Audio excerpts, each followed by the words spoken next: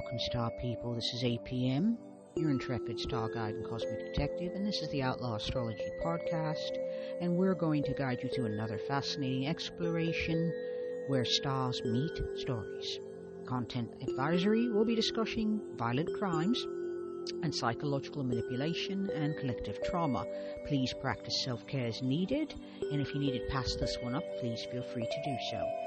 Quick community update: don't forget to rate, share, and review wherever you listen to podcasts. And by the way, please give us 5 stars and subscribe if you are enjoying the show. Check out our newsletter, The Daily Stargazer, for exclusive content and more. The links will be in the show notes.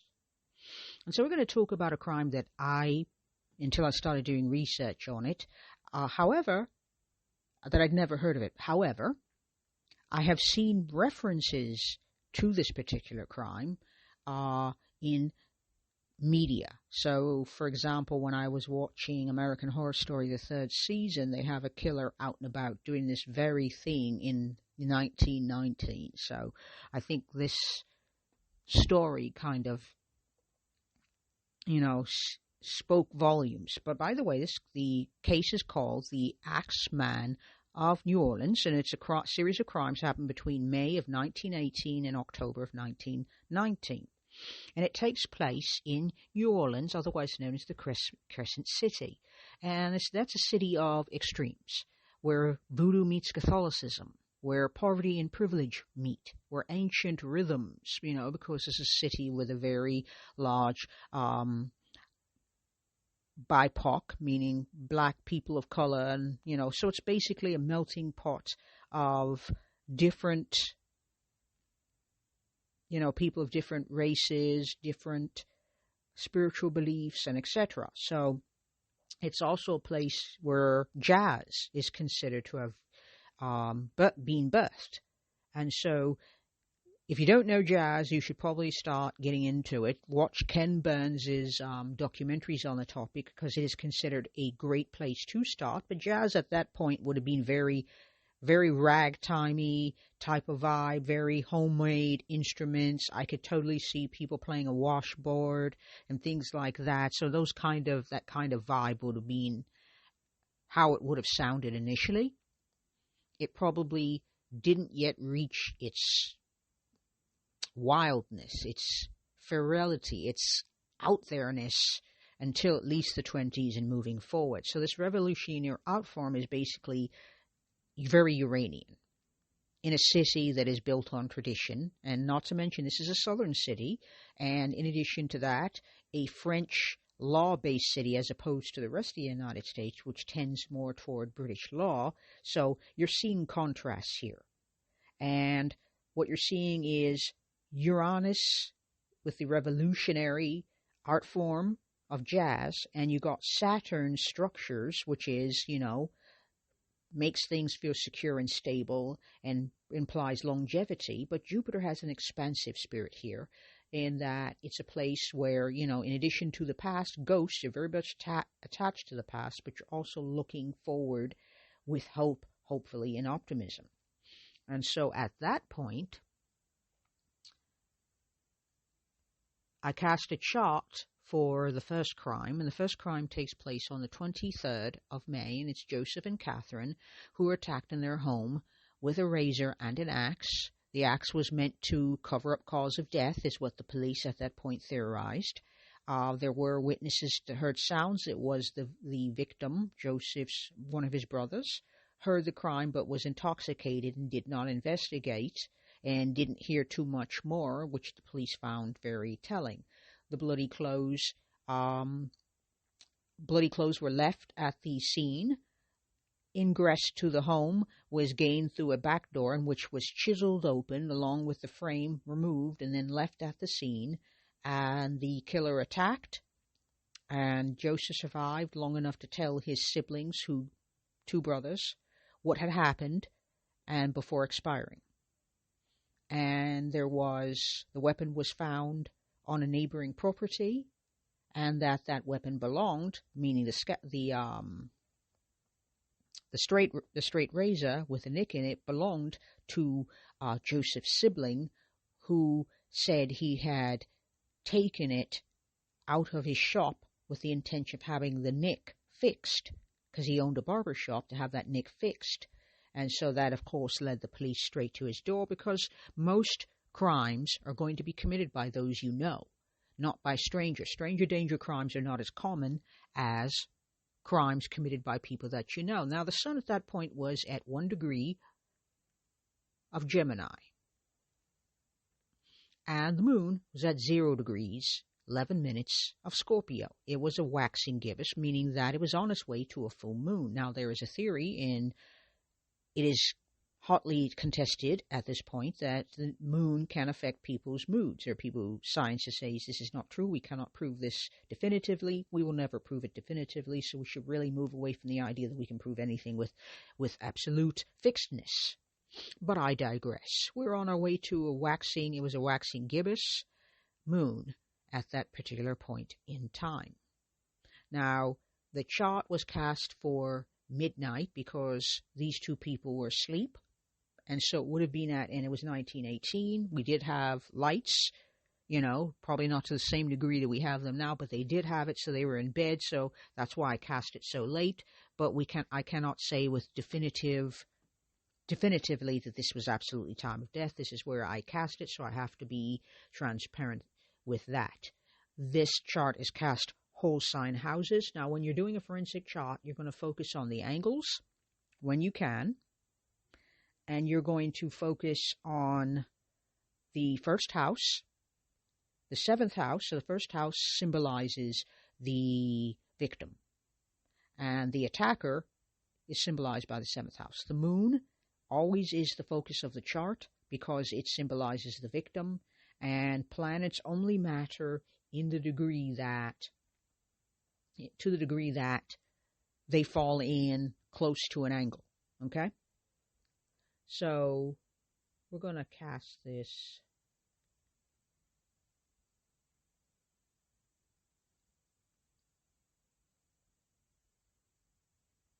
and I will add the lunar nodes.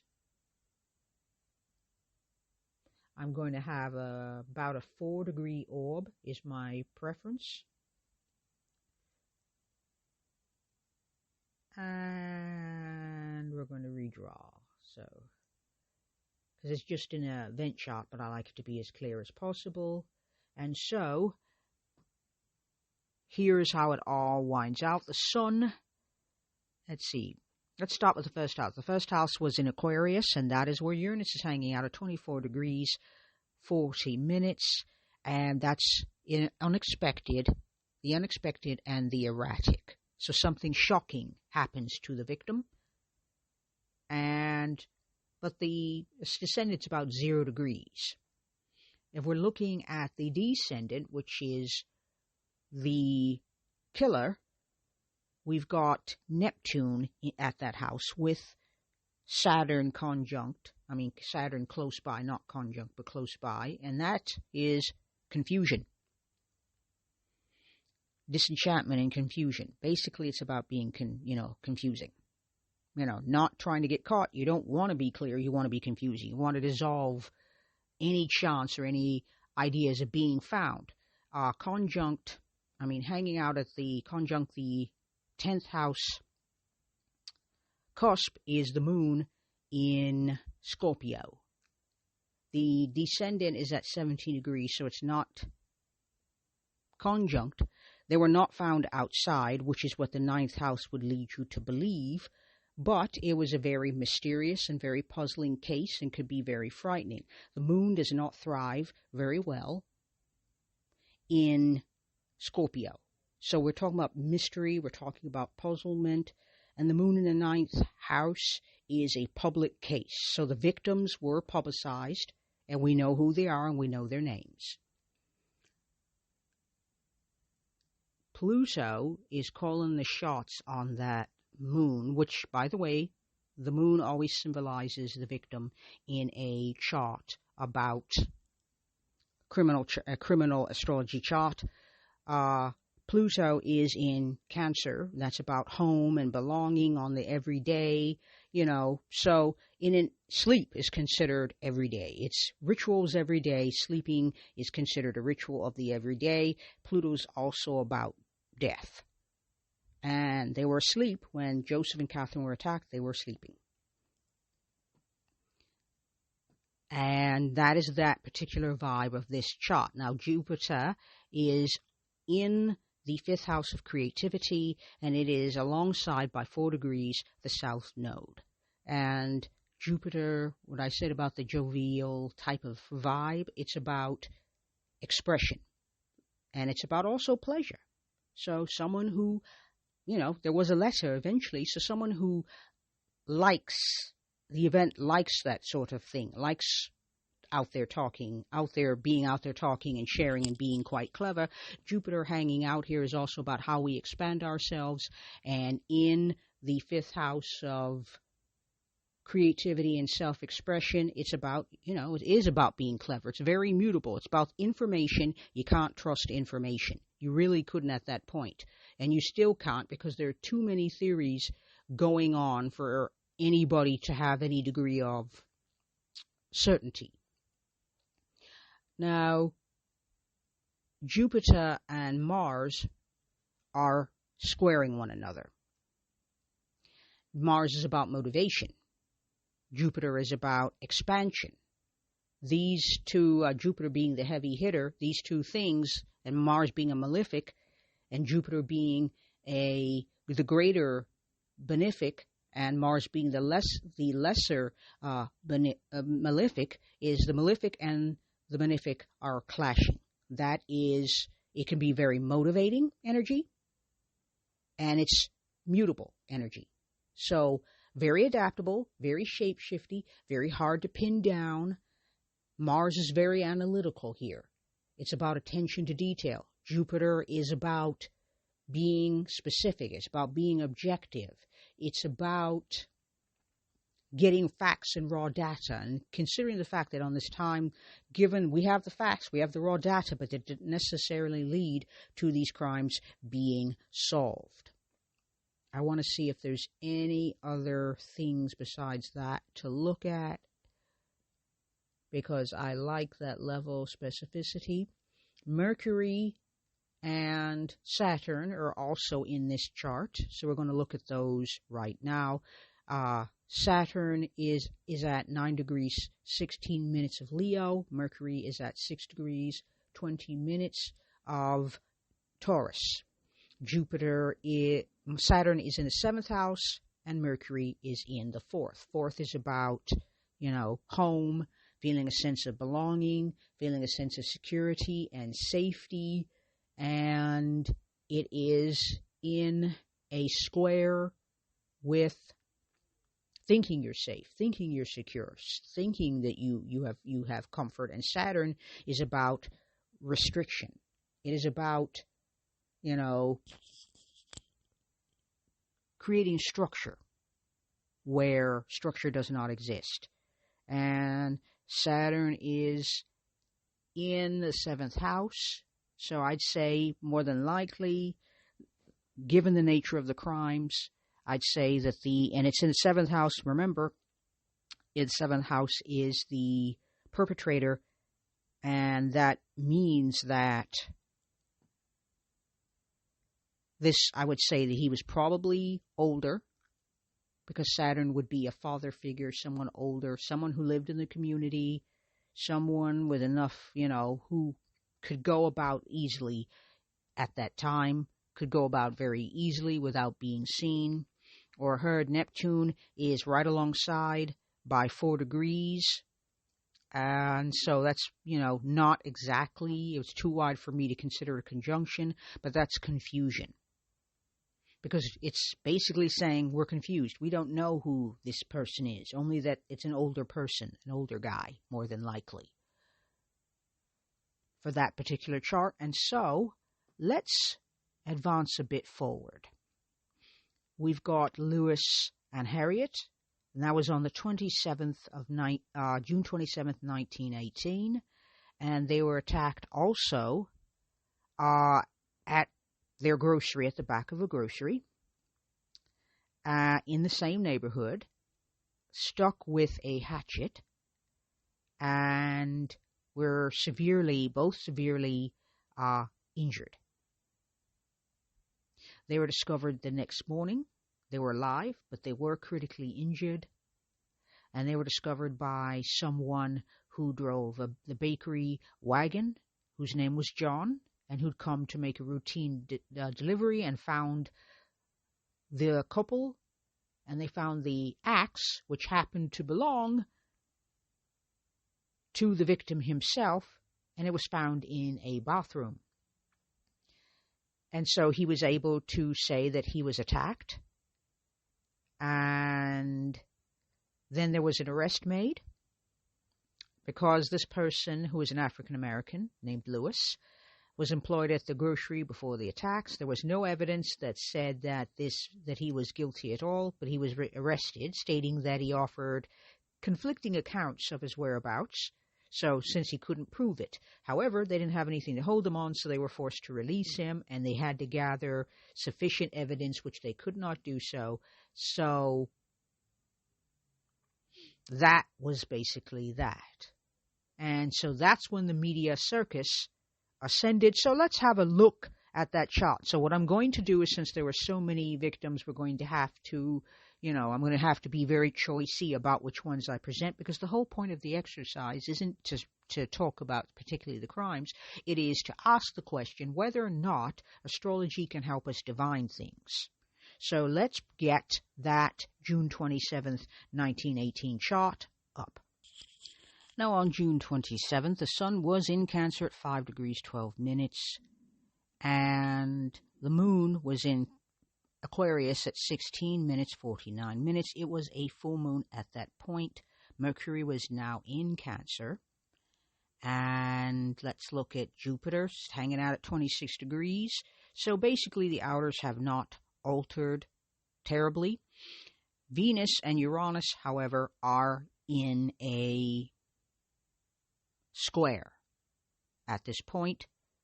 Uranus is at 27 and Venus is at 28 degrees 5 minutes of Taurus.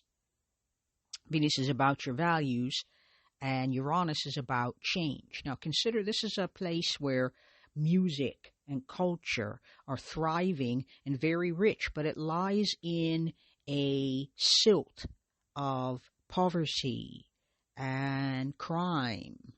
And also, this is a city that has been besieged over the course of 100 years and continuing with hurricane after hurricane after hurricane and many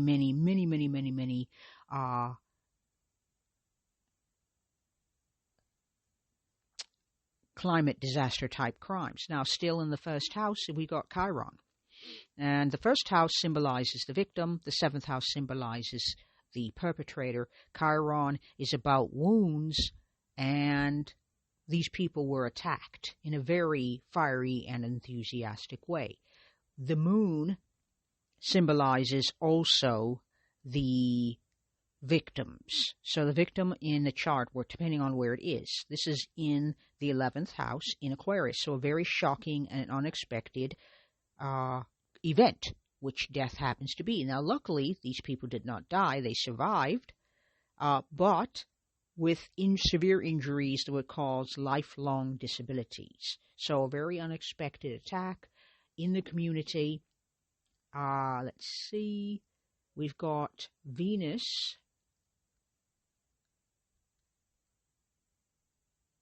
in the second house, and it is squaring that Uranus. And it's a really tight square by 1 degree. And basically a shocking second house being your resources, a sense of comfort, people who speak the same language as you, the same neighborhood where you can be on a first name basis with people and wave, a slower, more secure, very detail-oriented, a lot of small businesses and small business owners. The first couple were grocers. They had a grocery store. This man had his own small business, and So that was the type of community it was. Keeping in mind, it's also a very large people of color type of community and a lot of immigrants. And so that was the rock, the bedrock of that particular social situation at the time. The seventh house is in Libra, and that's where Black Moon Lilith is alongside Mars. There is a 5-degree orb, so they are not conjunct, they are merely co-present. And we've got Black Moon Lilith there. That is when you have oppressed parts of yourself that are highly repressed suddenly being exposed. And with Mars close enough, that means action. And in Libra, you would think it would be tactful. I would say it's more strategic. Who you attack and when you attack, so as to avoid capture. So these attacks, being tactful, being, caring about people, what's repressed there is that this is an air sign, and air signs can be cool. And so there's a strategic, very planned out nature to the crimes. Pluto is hanging out in the fourth house with the Sun and with Mercury, all at the 5th degree. So that would be a partile conjunction or alignment. In the fourth house, we're talking about roots, but we're also talking about the home and belonging, a sense of belonging, a sense of home. And when you've got Pluto there, that sense of nurturing, that sense of security, that sense of belonging gets really strongly upended. And once again, we've got the moon hanging out in the 11th house of community, and so the victims were attacked in their very own community.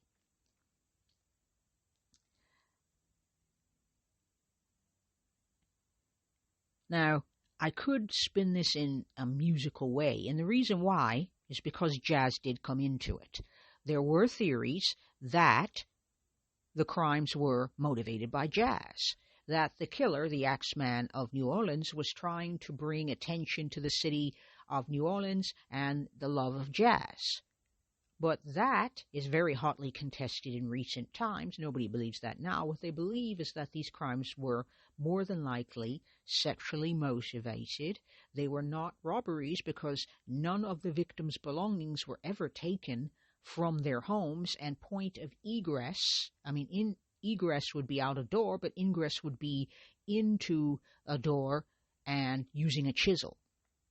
More than likely, the killer would take no items belonging to the victims with him, so obviously it wasn't a crime about robbery. And so when you're looking at planetary cycles during this day, as I've said, Venus is about your values, and it is in Taurus in the second house, and so you value safety and comfort, but it is in a clashing square with Uranus in Aquarius, which is all about the shocking and the unexpected and disruption. And the community was absolutely disrupted by these crimes. Nobody felt safe anymore, and it started to wonder, does this person live here? And the answer, my theory, is yes. In order to get around a neighborhood and do the crimes, this person clearly knew the neighborhood well, knew everybody's movements, knew all about their circadian rhythms enough to be able to know who's going to be where, who will be sleeping, what they're going to be doing, and how to come into the place, and what would be the best way to get in and get out of said place. So they knew the neighborhood pretty well, and wasn't a stranger, because if they had been, people would have said, there was a strange man we'd never seen ever, walking around the neighborhood. They would have noticed him. So this is somebody, most likely male, who nobody would have noticed because he belonged in the neighborhood.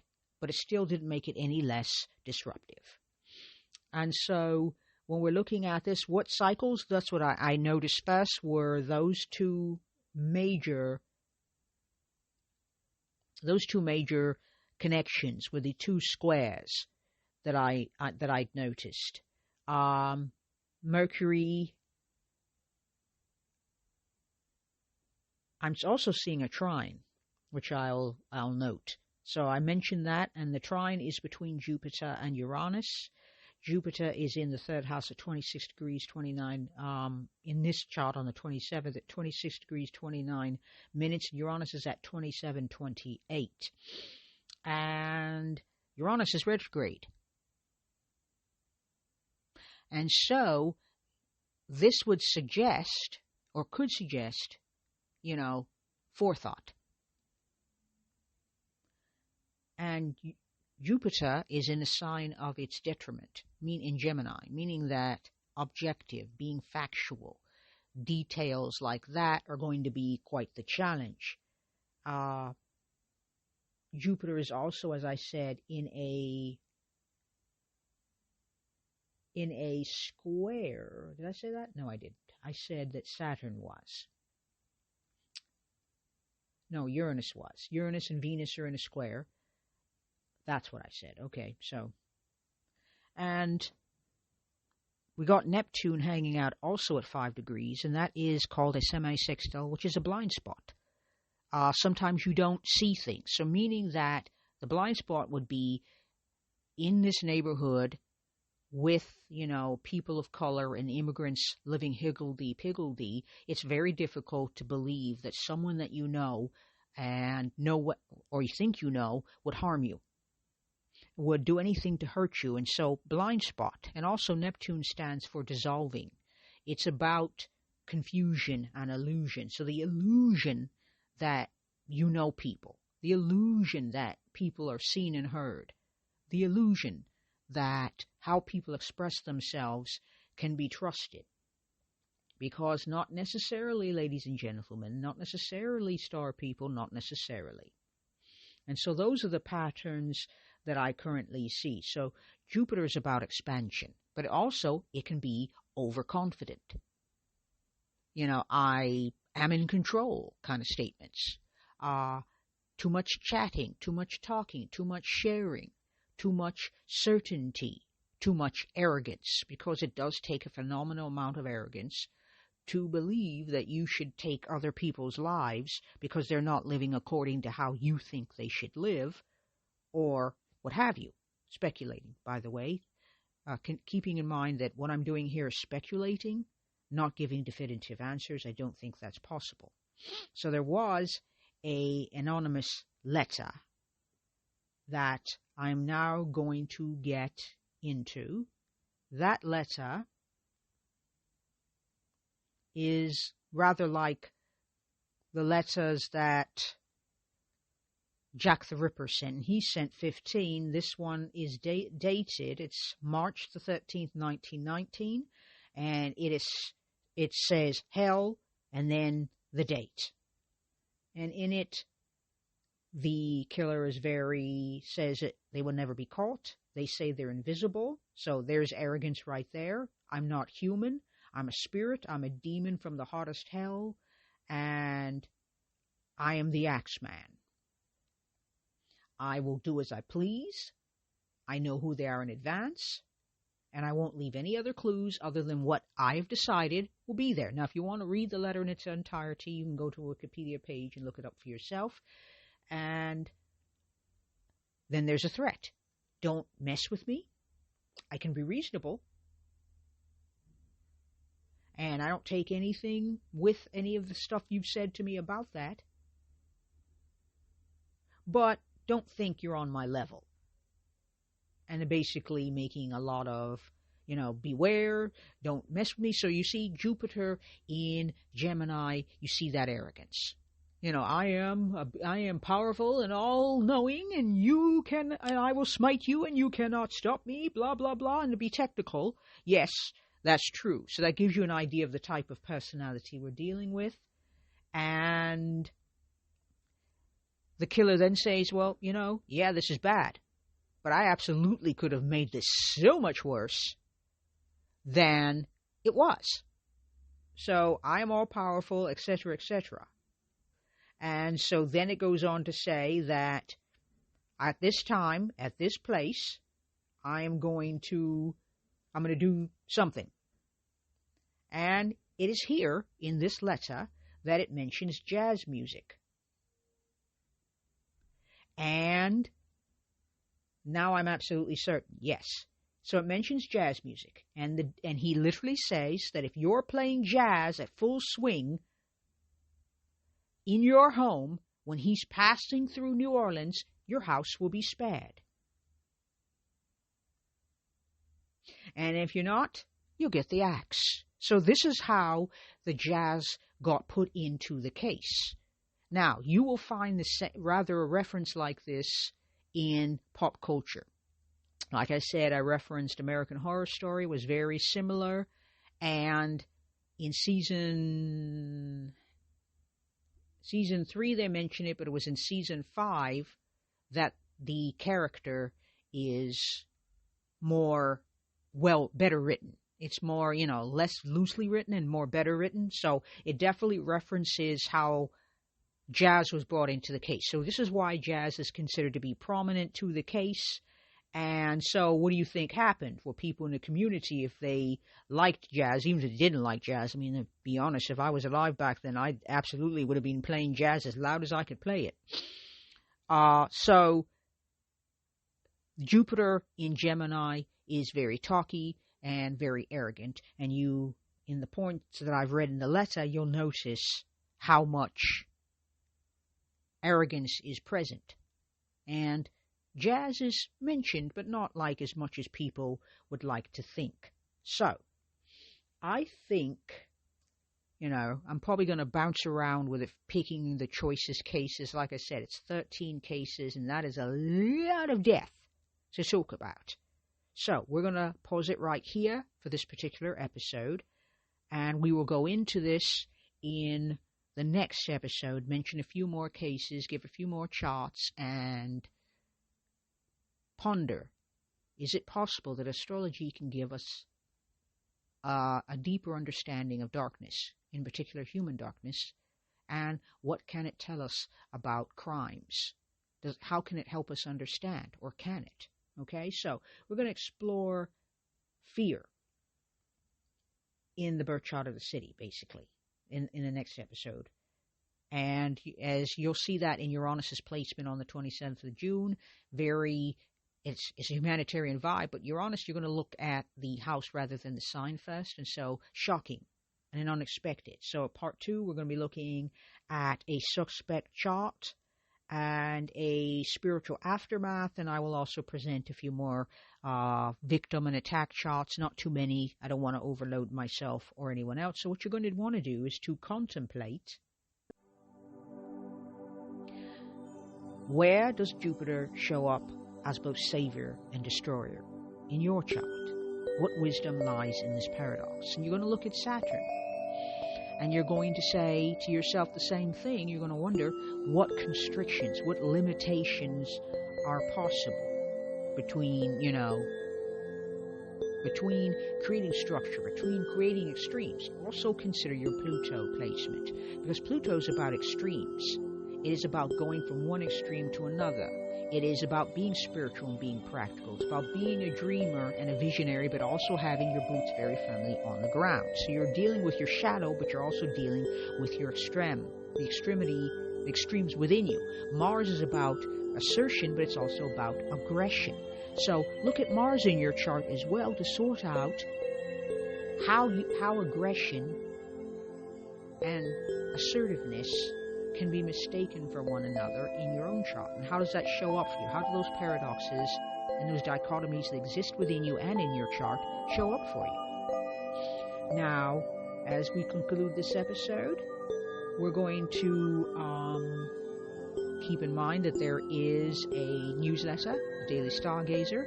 I am on Instagram as the Outlaw Astrology, and I'm also on Pinterest as also the Outlaw Astrology. And thank you very much for listening, for staying with me for this long. I appreciate you all. And until next time, stay curious and keep your eyes on the stars and your feet on the ground.